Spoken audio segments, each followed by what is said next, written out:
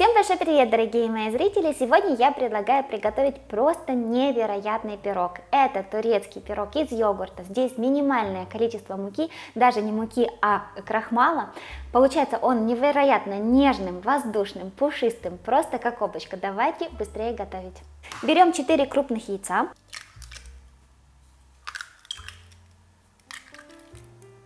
Разделяем яйца на желтки и белки любым удобным для вас способом.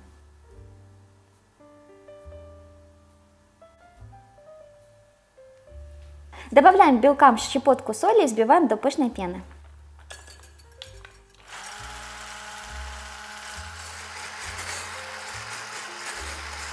Вот до такого пышного состояния взбиваем белки. У меня на это ушло буквально, не знаю, 1-2 минуты моим блендером.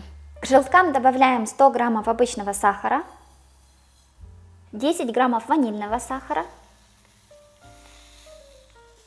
Здесь у меня 75 граммов кукурузного крахмала. Крахмал можно заменить на муку, тоже 75 граммов, но текстура будет слегка отличаться.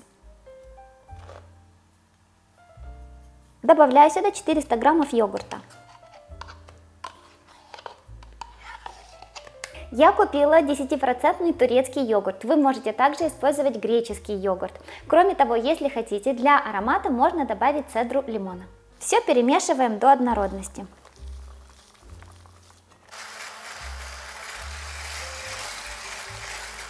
Частями добавляем взбитые белки.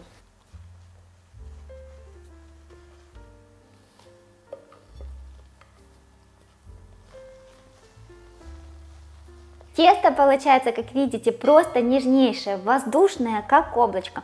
Слишком долго его не перемешиваем. Если останутся какие-то белые хлопья белков, то ничего страшного, просто стараемся, чтобы они все-таки равномерно вмешались в йогуртовую массу.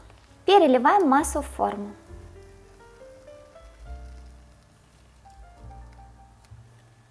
Выпекаем пирог в заранее прогретой духовке до температуры 170 градусов, приблизительно 40-50 минут, ориентируемся по своей духовке. Я использовала форму диаметром 22 сантиметра, стенки и дно я выстелила пергаментом. Чтобы пергамент лучше приклеился к стенкам, то можно смазать стенки и дно формы растительным или сливочным маслом. С пергамент очень хорошо тогда приклеивается. И берите форму повыше.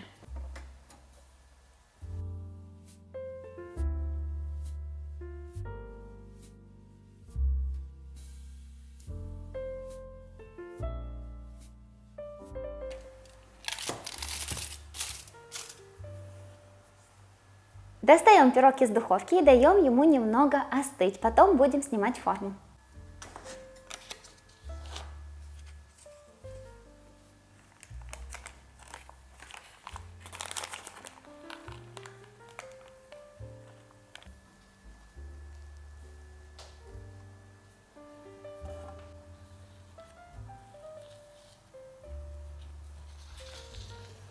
Сверху посыпаем сахарной пудрой.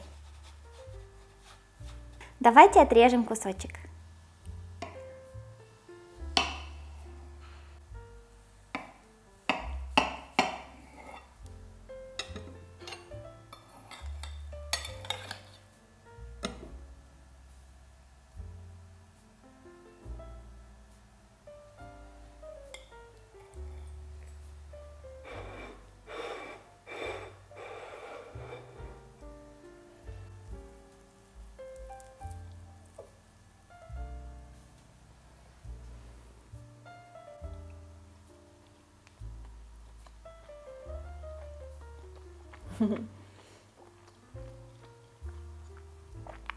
Это что-то невероятное, он очень нежный, воздушный, такой вот мягенький весь.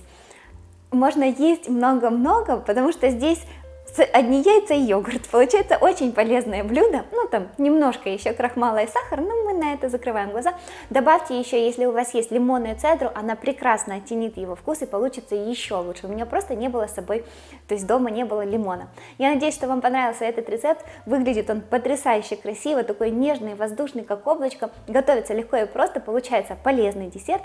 Я же с вами прощаюсь, всем пока, до новых вкусных рецептов.